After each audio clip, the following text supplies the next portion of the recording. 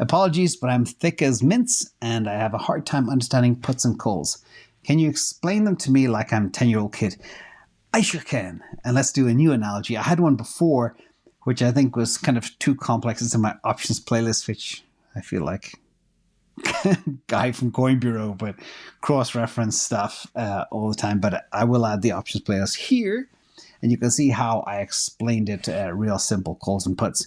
But imagine this scenario. So imagine a put and a call option are like making a bet with your friend. Imagine you both have marbles. Imagine you both have, say, 100 each, and you want to bet on whether the price of your toy will go up or down in the future.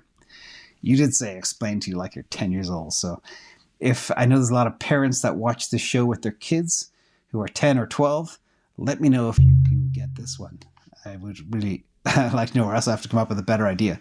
So a call option means if the price goes up, if the toy price goes up, you get extra marbles from your friend because that's the bet you placed with your friend. Now, if the toy price goes down, your friend gets extra marbles from you.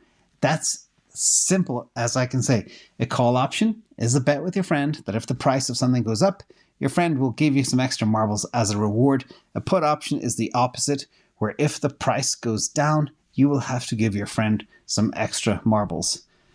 And I trade a lot of puts and calls. And in fact, the better trader will have a big jar of marbles.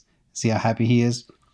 And his friend, who refused to be in the photograph, is not smiling. And remember, I always say as well, when you are trading, it's a zero-sum game. It's you against somebody else. So make sure you are better and smarter and better equipped to beat them, or else you won't be happy. Also, there's a video on Patreon that I did on Friday, another Patreon exclusive, on how to hedge, but it goes much more into that. It also reviews all my option trades, my three-legged stool strategies, hedging, etc. So check that out as well. That'll give you all the answers you need, but at a little bit of a higher level than marbles.